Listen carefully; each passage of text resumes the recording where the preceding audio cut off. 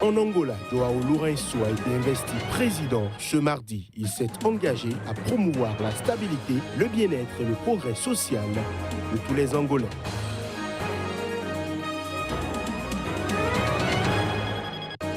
L'opposant congolais Moïse Katumbi a menacé ce mardi de faire appel à la rue si le président Joseph Kabila ne quittait pas le pouvoir et n'organisait pas des élections d'ici au 31 décembre en RD Congo.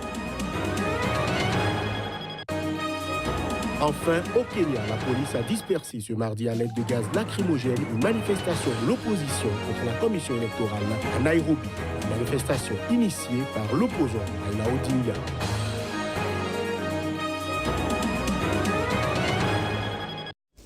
Voilà pour le sommaire de cette nouvelle édition sur Sika. Bonjour à toutes, bonjour à tous. Le règne de José Eduardo dos Santos à la tête de l'Angola a officiellement pris fin ce mardi avec la prestation de serment de son dauphin João Lourenço, le nouveau président pur produit de l'ancien parti unique, le MPLA au pouvoir depuis l'indépendance en 1975, s'est engagé à promouvoir la stabilité, le bien-être et le progrès social de tous les Angolais. Plus de précisions à travers cet élément.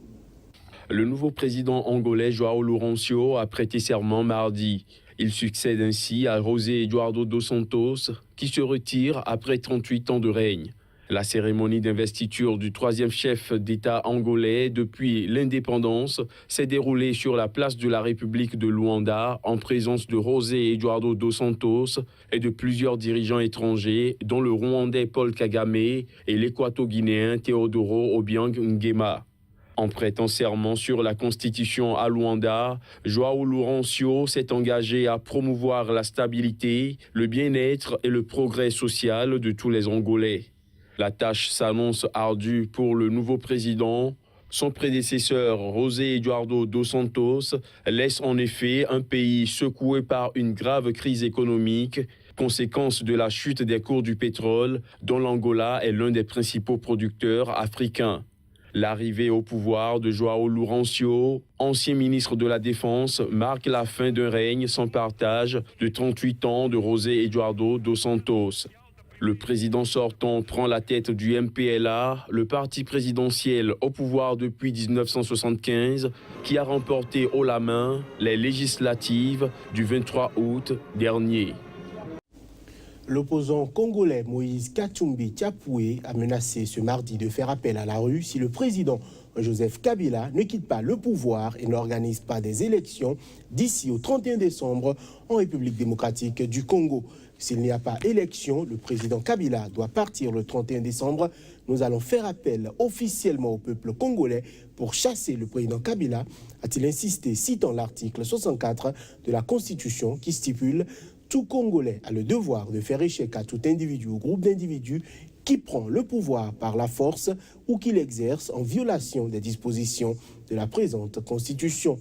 Ex-allié de poids du président Kabila, ex-gouverneur du Katanga, richissime homme d'affaires passé à l'opposition en septembre 2015, Katumbi vit entre la Belgique et la France après avoir été condamné à 3 ans de prison dans une affaire immobilière qualifiée par les évêques catholiques de mascarade dans un rapport confidentiel.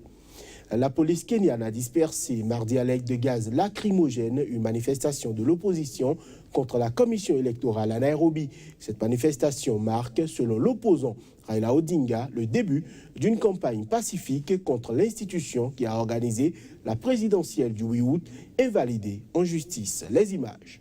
Mardi matin, environ 300 partisans de l'opposition se sont rassemblés à proximité des bâtiments de l'IEBC dans le centre de Nairobi, appelant à la démission de son directeur exécutif, Ezra Chiloba, en scandant Chiloba out. L'opposition réclame une réforme en profondeur de la commission électorale, pointée du doigt dans le jugement de la Cour suprême, invalidant le 1er septembre la réélection du président sortant Uhuru Kenyatta. Une centaine de partisans de Kenyatta sont également venus sur place et la police a dispersé les 2 groupes lorsque des pierres ont été lancées. Policiers et manifestants ont ensuite joué au chat et à la souris plusieurs heures durant, la police faisant de nouveau usage de gaz lacrymogène. Un autre rassemblement a eu lieu à Kisumu, un des bastions de l'opposition dans l'ouest du pays. Un mois avant la date prévue pour la nouvelle élection, Raila Odinga a annoncé mardi que cette manifestation marquait le début d'une campagne pacifique afin que l'IEBC accède à ses exigences, dont la démission de plusieurs responsables et un changement de fournisseur du matériel électoral. Sans quoi, a-t-il répété, il boycottera le scrutin. Alors que la campagne électorale s'annonce plus acrimonieuse que la précédente, Uhuru Kenyatta a exclu toute réforme en profondeur de l'institution. La nouvelle élection est prévue pour le 26 octobre.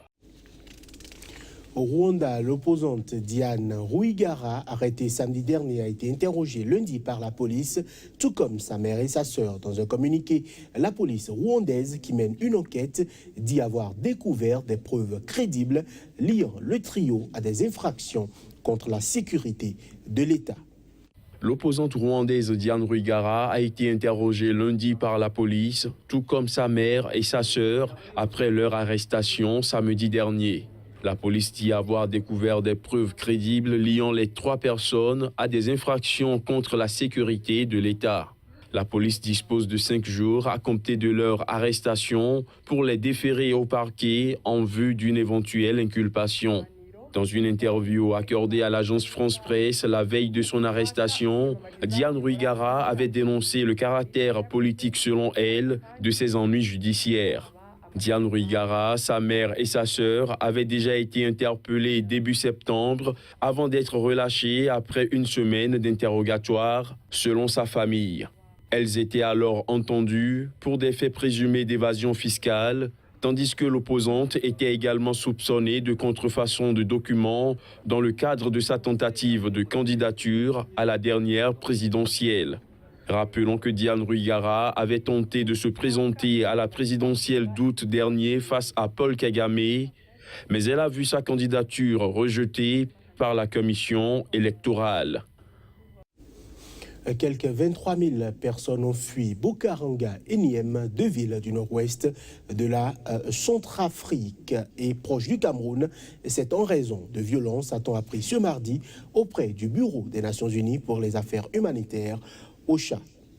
La grande majorité des habitants de Bokaranga, 15 000, et ceux de Niem, 8 000, se sont réfugiés dans la brousse où ils ne peuvent avoir accès à l'assistance humanitaire, a déclaré l'OCHA dans un communiqué de presse. Samedi, des hommes armés du groupe armé 3R ont attaqué Bokaranga malgré la présence en ville de casques bleus de la mission des Nations Unies en Centrafrique. Il ne fait aucun doute qu'il y a des victimes, mais il est encore bien difficile de connaître leur nombre exact, a expliqué une source militaire à l'agence France Presse.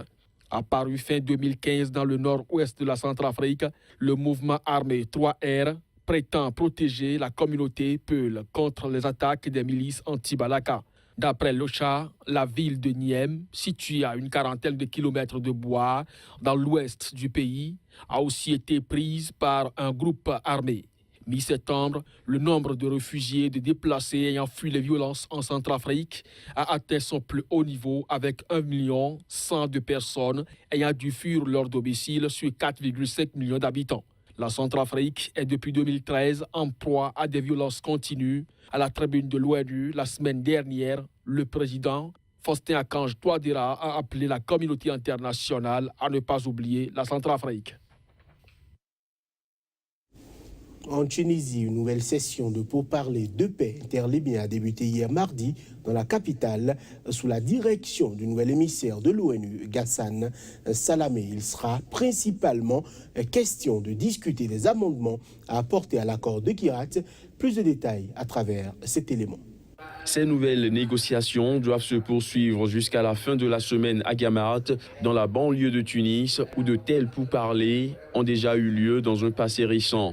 La session de pourparlers entre parties rivales libyennes s'est ouverte mardi en Tunisie, sous l'égide du nouvel émissaire de l'ONU, Ghassan Salamé, moins d'une semaine après qu'il a présenté sa feuille de route aux Nations Unies pour tenter de sortir la Libye du chaos. Selon ce plan d'action, une nouvelle constitution doit être soumise à référendum et ouvrir la voie à des élections d'ici juillet 2018. Cela donnera, je pense, j'espère, aux Libyens, l'idée d'un momentum qui avance. Et si tel est le cas, il y a plusieurs étapes dans mon plan d'action qui vont se suivre petit à petit, notamment au niveau législatif, au niveau constitutionnel, pour arriver, j'espère, avant le mois de juin ou de juillet, à des élections générales et présidentielles pour lesquelles on se sera convenablement préparé. Donc les trois pouvoirs ont besoin d'être substantiellement revus. Et la liste de ce qui doit être fait et le texte de ce qui doit être fait va être négocié par les deux parties pendant ces jours qui viennent. Lors de cette nouvelle session de pourparlers entre parties rivales libyennes à Tunis, il sera surtout question de discuter des amendements à apporter à l'accord de Skhirat au Maroc.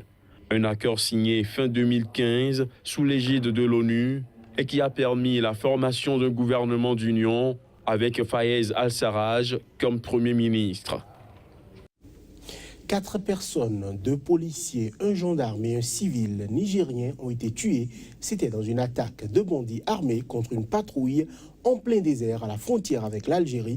C'est ce qu'a annoncé ce mardi la police du Niger. Les précisions. 2 policiers, un gendarme et un civil ont été tués dans cette attaque perpétrée le samedi 23 septembre par des bandits armés contre un poste de police mixte situé à 4 km d'Assamaka, une ville nigérienne proche de l'Algérie, précise un communiqué de la police nigérienne. Les attaques contre les forces de défense et de sécurité nigériennes sont peu courantes dans cette zone proche de l'Algérie, surtout réputée pour être un important corridor de trafiquants d'armes, de drogue et de passeurs de migrants illégaux. Un policier a également été blessé dans l'attaque menée par 4 bandits armés de fusils d'assaut AK-47, déplore la police nigérienne dans un communiqué. Un véhicule et une arme appartenant à la police ont été emportés par les assaillants sous l'île Test. L'armée nigérienne, omniprésente dans la zone, a engagé des poursuites, assure son porte-parole, Nazirou Moussa. Début août, 3 policiers nigériens ont été retrouvés morts dans cette même zone. Leur véhicule s'était égaré après avoir été pris dans une tempête de sable. En juin 2016, 34 migrants, dont 20 enfants, avaient été retrouvés morts dans le désert en tentant de se rendre en Algérie voisine, devenue une destination privilégiée des migrants subsahariens. Voilà qui met un terme à cette édition. Merci de rester fidèle à Sika, votre chaîne qui vous présente un contenu varié de l'actualité. Merci, à très bientôt sur Sika.